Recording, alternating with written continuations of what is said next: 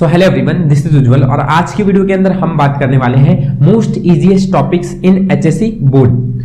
बहुत से बच्चे इस समय घबराए हुए हैं, बहुत से बच्चों का अभी तक फिजिक्स के अंदर प्रिपरेशन अच्छी तरह से नहीं हो पाया है, तो ये वीडियो उन्हीं के लिए है। मैं खासकर ऐसे 5 टॉपिक्स इस वीडियो के अंदर आपको बताने वाला हूं जिससे आप अच्छी तरह से प्रिपरेशन करके 27 मार्क्स ला सकते हैं। एंड ये रियली सच में इजी टॉपिक्स है जिनको आप कुछ ही दिनों के अंदर प्रिपेयर करके अच्छे खासे मार्क्स ला सकते हो।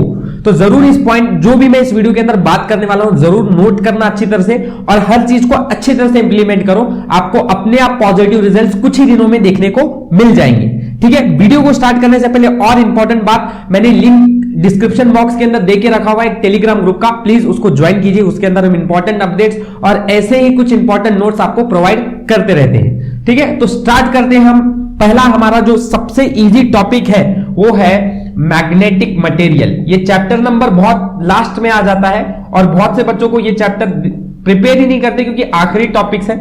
ठीक है, लेकिन मैग्नेटिक मटेरियल बोला जाए तो बोर्ड के अंदर 5 मार्क्स का है और ये सच में बहुत इजी चैप्टर है। इस चैप्टर को आप 3 घंटे भी अच्छी तरह से प्रिपेयर करने के लिए टाइम देते हो तो आपको आसानी से इस चैप्टर के अंदर फुल मार्क्स मिल सकते हैं। देखो भाई, इस मैग्नेटिक मटेरियल में अगर मैं बोलूं तो कंसेप्ट कौन से एचएससी बोर्ड के अंदर आ रहे हैं। देखो, अगर पेपर के पिछले 5 से 6 सालों का पेपर एनालिसिस करते हो, जो कि मैंने किया है और तभी मैं आपको बता रहा हूं कि इसके अंदर सबसे पहला इंपॉर्टेंट है कि इसके चैप्टर्स के पूरे डेफिनेशन आप अच्छी तरह से कर लो।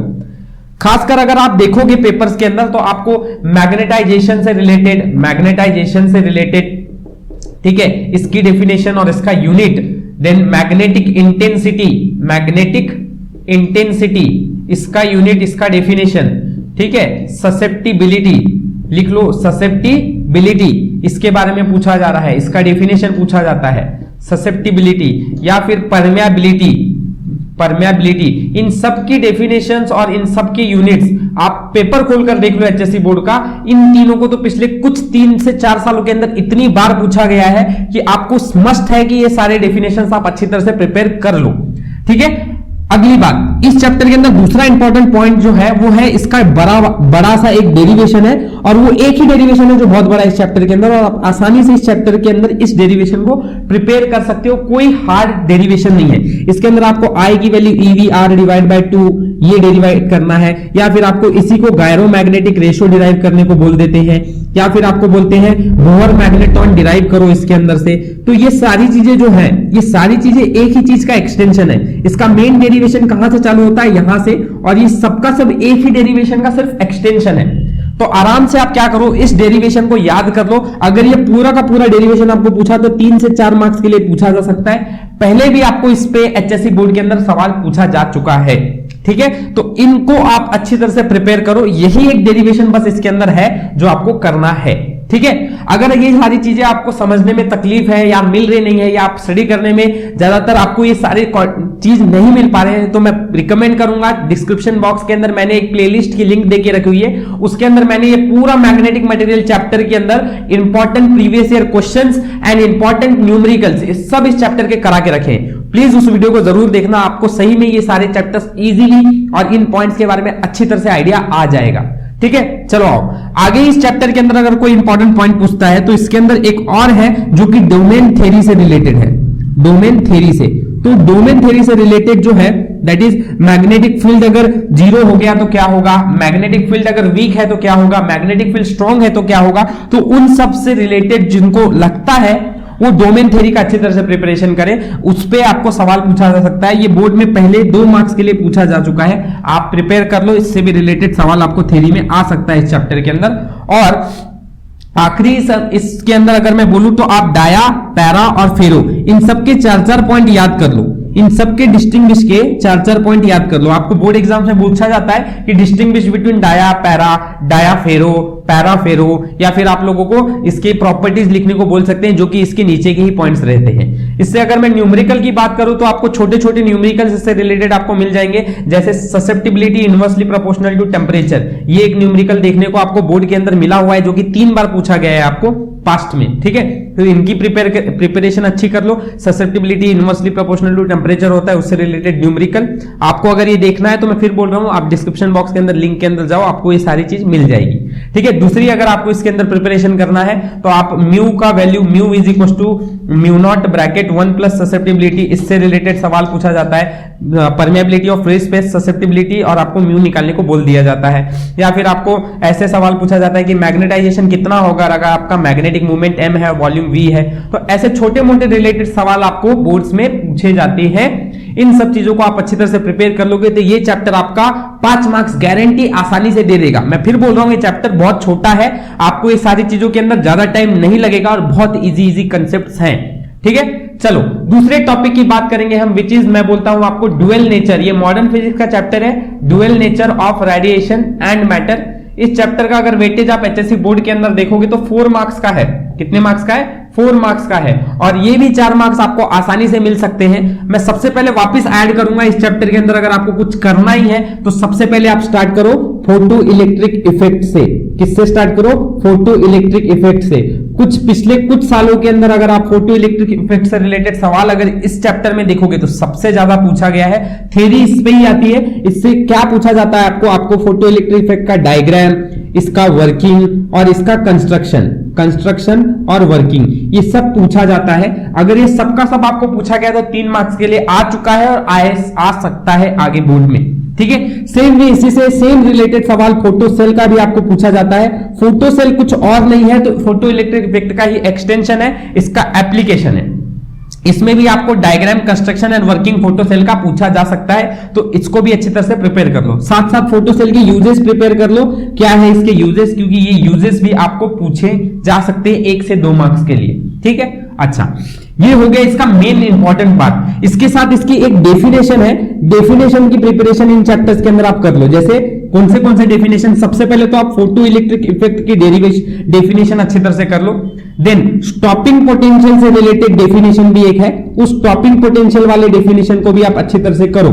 थर्ड, थ्रेशोल्ड वेवलेंथ, ठीक है, थ्रेशोल्ड फ्रीक्वेंसी, देखो मैं क्या बोल रहा हूं, threshold wavelength, threshold frequency and work function, इन तीनों की आपको डेफिनेशंस याद कर लेनी है। ऑलरेडी पहले ही आपको वर्क फंक्शन से रिलेटेड और फ्रीक्वेंसी से रिलेटेड, थ्रेशोल्ड फ्रीक्वेंसी से रिलेटेड सवाल डेफिनेशंस पूछा जा चुका है बोर्ड के अंदर। ठीक है, तो आपको इतना करना जरूरी है। एज पर अगर मैं बोलूं इस चैप्टर के अंदर कुछ करना है जरूरी, तो इतने पहले तैयारी कर लीजिए, उसके बाद ही दूसरे कुछ पॉइंट पे ध्यान देना।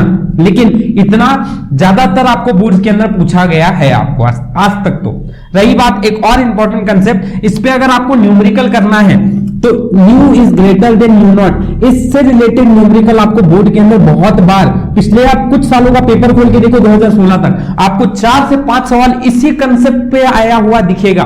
कुछ दूसरे कंसेप्ट पे सवाल ही नहीं पूछ रहे हैं, आपको सिर्फ इस कंसेप्ट से रिलेटेड, मतलब E is equal to h nu, ठीक है, work function is equal to h nu naught, इससे रिलेटेड ही सवाल ज्यादातर रिपीट हो रहा है बोर्ड में। आप इसको अच्छी तरह से प्रिपेयर कर लो, आपके इजीली इस चैप्टर के अंदर सारी तैयारी हो जाएगी। आपका कॉन्फिडेंस इतना बिल्डअप हो जाएगा कि ये सारे कंसेप्ट करने के बाद आपको चैप्टर के अंदर डर ही नहीं बचेगा, फिजिक्स इतनी आसान लगने लगेगी। ठीक है, लेकिन इनको करना है तो पहले 2 चैप्टर्स के अंदर इसके 5 मार्क्स और इसके 4 मार्क्स आपके फिक्स हो गए हैं, 9 मार्क्स आपका तैयार हो गया है। इसके अंदर आप सबसे पहले इस चैप्टर का वेटेज बोर्ड के अंदर 6 मार्क्स का है और ये 6 मार्क्स आपको आसानी से मिल सकते हैं सिर्फ इन पॉइंट्स को करके। सबसे पहले बोर्ड्स के पॉस्टुलेट्स किसके? बोर्ड्स के। ये तीनों पॉस्टुलेट आपको देखना है, first postulate, second postulate, third postulate. ये तीनों पॉस्टुलेट आपको पेपर खोलकर देखो बोर्ड का, आपको सवाल दिख जाएंगे इससे रिलेटेड। दूसरा, इसके बोर्ड्स के पॉस्टुलेट से रिलेटेड डेरिवेशन, जैसे आर जो है वो डायरेक्टली प्रोपोर्शनल होता है प्रिंसिपल क्वांटम नंबर के स्क्वायर से, वेलोसिटी जो है वो इनवर्सली प्रोपोर्शनल होती है प्रिंसिपल क्वांटम नंबर से, और एनर्जी जो है वो inversely proportional to square of its quantum number. इन सब से रिलेटेड डेरिवेशंस आपको पूछे जाते हैं। ठीक है, या फिर ऐसे भी पूछा जाता है कि आर का डेरिवेशन बताओ, वी का करो और एनर्जी का करो। इन सबके डेरिवेशंस आपको अच्छी तरह से कर लेने हैं। मोस्टली इस पे रिलेटेड सवाल आप लोगों को बोर्ड्स के अंदर पहले भी 3 मार्क्स के लिए पूछा जा चुका है और आगे भी पूछा जा सकता है, इसलिए इनको अच्छी तरह से प्रिपेयर करो बच्चों। आगे हम थर्ड पॉइंट इसमें बात करेंगे, तो आपका हाइड्रोजन स्पेक्ट्रल का डायग्राम, हाइड्रोजन स्पेक्ट्रम का डायग्राम। इससे आपको सवाल पूछा गया है ऑलरेडी बोर्ड में, इसको 3 मार्क्स के लिए पूछा गया है पहले कि draw the hydrogen spectral series diagram, जिसके अंदर Lyman, Balmer, Paschen, Brackett, Pfund इन सब के डायग्राम्स बनते हैं ना, वो सबको आपको अच्छी तरह से कर लेना है। इससे shortest wavelength, longest wavelength related numerical पूछा जाता है। स्ट्रॉन्गेस्ट शॉर्टेस्ट वेवलेंथ कब बनेगा, लॉन्गेस्ट वेवलेंथ कब बनेगा, लाइमन की लॉन्गेस्ट वेवलेंथ क्या है, इन सब से रिलेटेड सवाल पूछा जाता है। ठीक है, इस चैप्टर के अंदर खासकर आप इतनी चीजें तो पहले अच्छी तरह से प्रिपेयर कर लो, अच्छी तरह से प्रिपेयर कर लो। इधर से पहले प्रिपेयर कर लोगे तो बाकी चैप्टर्स में, बाकी चीजों पे कम फोकस करोगे तो भी चलेगा।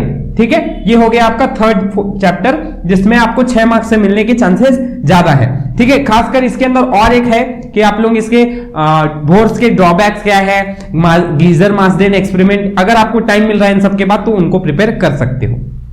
आ जाओ आगे हम बढ़ते हैं अपने नेक्स्ट चैप्टर पे, दैट इज सेमीकंडक्टर। सेमीकंडक्टर्स बच्चों, सेमीकंडक्टर चैप्टर जो है वो सिर्फ 6 मार्क्स का वेटेज लेके आ रहा रहता है आपका बोर्ड्स में। और सेमीकंडक्टर्स में एक्चुअली ऐसे तो बहुत कुछ है, क्योंकि चैप्टर बहुत ही ज्यादा थ्योरी रिलेटेड है तो आपको, लेकिन मैं बोलूंगा सबसे ज्यादा आप गेट पे फोकस करो। गेट से रिलेटेड सवाल आपको बोर्ड्स में मिल ही रहे हैं हर साल, तो इनसे रिलेटेड आप सवाल अच्छी तरह से कर लो।